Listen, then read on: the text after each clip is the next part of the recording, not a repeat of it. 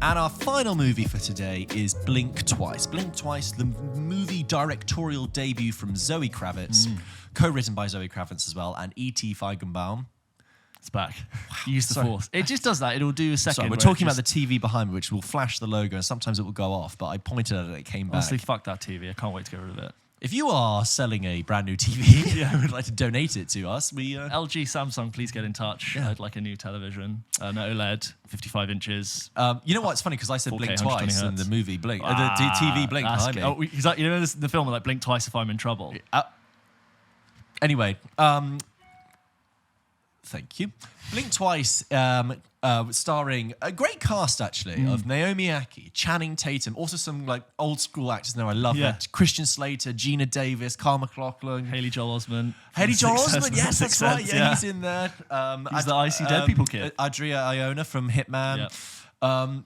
Blink Twice follows Naomi Ackie and Naomi Ackie, who is a waitress at a sort of a major corporate event. And the film opens with her in her sort of very rundown apartment, doom scrolling on the toilet, looking at news footage of Slater King, who is played by Channing Tatum, this sort of wealthy, mysterious billionaire who's something has happened in his story where he's had to sort of take a step back and apologize for some actions and been cancelled. And he's basically been cancelled, but he's also sort of rehabilitated his image by saying, "Well, I now live on my own private island and I grow my own vegetables and it's wonderful." And then I will just say there's this very random sequence where she's watching, this is in the first minute. Yeah.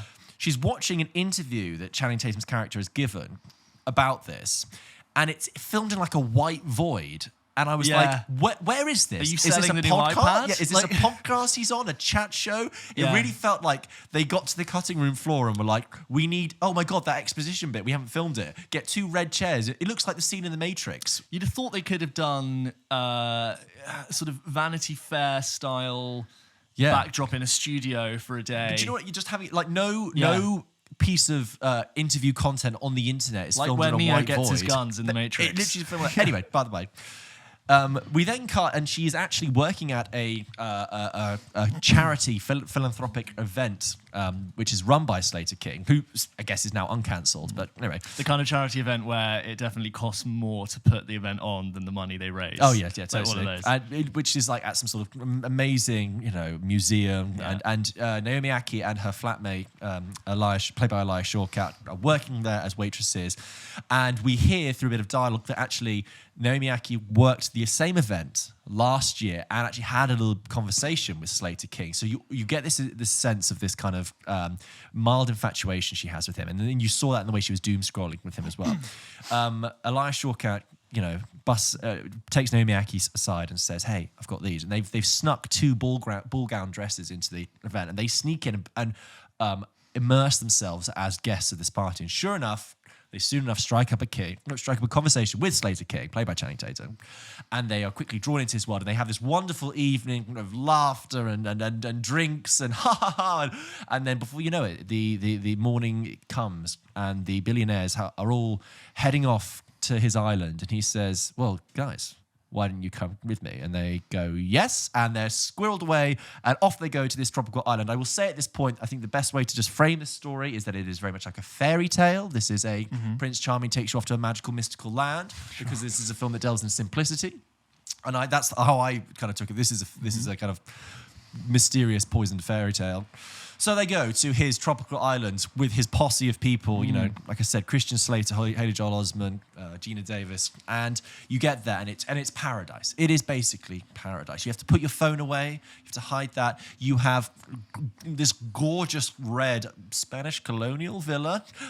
You have pool, you have drugs, you have music. It is topped up champagne or every you night. can, for all intents and purposes, a gorgeous, gorgeous time with lots of partying. It is paradise, and obviously Naomi Ackie is angling at some point to get some sort of real connection with Channing Tatum's character.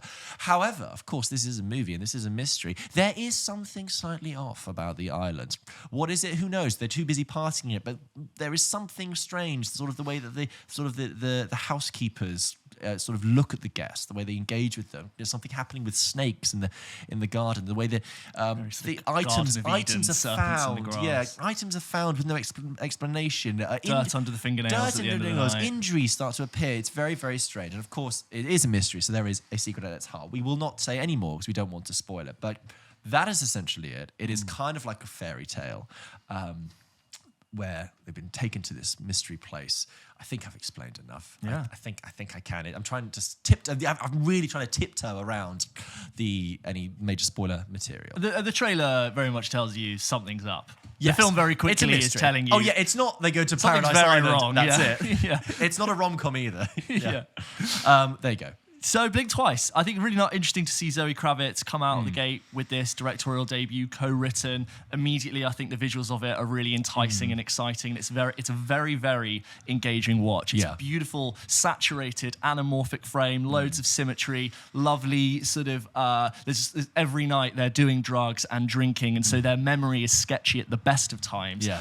But obviously, as more sort of minor amnesia start to occur, the edges of the film stock, or not film stock, of the frame are sort of blurred and wonky and a little bit off. And so I really enjoyed that. She got a really keen eye for sort of the visual language of tropical, contrasting that with something being very sinister and very wrong.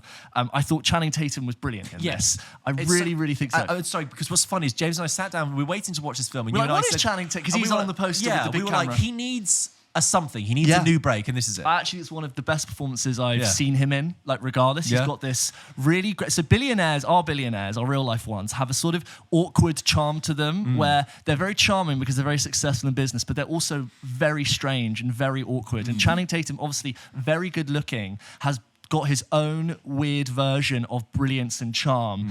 And I think as an actor, he's shown to me that he's able to carry a lot more darkness than I think we would have given him credit for. And I think he's really interesting watch in this particular scene towards the end where sort of it's an unbroken shot where I was like, you know what, that was brilliant. And I think you've really done well there to do it. I think all the other casts are great. I think Adria Arjona is just fantastic and her chemistry with Naomi Aki is really good. So I had a great time watching it. And leaving the film, I really wasn't sure what I thought about it. And I was like on my bike home, like thinking, like, where does this go? Because its main idea is definitely pointed and very interesting. And there is a sort of grand point to be made about sort of ultra wealthy people, rich male white privilege. And for me, as much as I thought that was interesting, the main conceit of the film, the main idea, I think just stopped at first base. And it casts an idea net that's an ocean wide. But after I really think about it, I think it was just a couple of centimeters deep. I almost feel like we got to the revelation of what this film's about, and I thought interesting, and it just didn't evolve it. It's very similar to films like Get Out, The Glass Onion, Knives Out Mystery, and even Brandon Cronenberg's Infinity Pool, which is a film from, I think, just over a year ago, which I can't say I got on with massively, but this sort of eat the rich, everything's a little bit wonky and mysterious and my memory's faded. It did actually remind me of that. And I just left the screening thinking, you've taken on this huge topic, and I just don't think you engaged with it enough for me to take away with something I didn't already know. It's like I had a great time, but what the film had to say was just lacking a little bit for me. But otherwise, very exciting, very fun. It took its idea, but I just wasn't challenged or interested enough beyond that. It's interesting because I think I enjoyed it slightly more, and I think I kind of saw it in a slightly different way, which is that, I mean, I agree with everything, all the positive things you said so far, and I do agree that it's not a perfect movie. For me, this film is kind of defined by like 4 S's. It's sexy, it's sinister, it's simple, and it's also a little bit silly as well, and that's fine. And I kind of felt from the opening 5 minutes, I knew that this was going to be quite a kind of simple construction. Like with the fairy tale thing, I keep saying that because it's not about extra plot. You're not meant to know a lot of backstory. It's very much hyper-focused, and that's the kind of tale it weaves. I think that when it gets to the revelation, actually, I don't look at this film as trying to have a discussion about that topic necessarily, which I have seen some people be like, well, you should talk about it. But when it got to the revelation, I went, yeah, that actually makes sense, that these people and that would happen, and this is why this is happening. I was like, yeah, I can see that. I mean, put it this way, when I went home and I was talking to someone about it, they were like, oh, so it's a bit like, and they named a really real life case that's very similar. And I was like, yes, it's basically exactly that. I think so. I'm okay with the way it ends up. I don't think it. For me, I didn't need the film to then discuss that in detail. I liked the kind of shock of, oh, this is what it is, and watching the characters kind of deal with that. I agree. I love Adria Iona and Naomi Ackie together. I think Zoe Kravitz is really impressive as a director here, and I really love to see her do something more. It's very slick. I think she understands, a bit like how a lot of directors have understood the shock potential of Anya Taylor-Joy's face. You know, a lot of movies are Anya Taylor-Joy looking shocked, like in Split, The Witch. It's all of her. And I think in the same way that like Zoe Kravitz knows the gothic potential of Naomi Akkie's face, and there's lots of shots of her like sort of straining and really expressive with like light cast across her face. And I enjoyed that. I think there's something really interesting happening with color as well. That like the film, when they get to this Paradise Island, it's like this repeated, oversaturated primary color aesthetic of the bright colours of the houses, the bright red of the house. You've got this blue of the kind of face mask they wear at some point, and the blue of the pool, and then you've got this yellow, the yellow towels.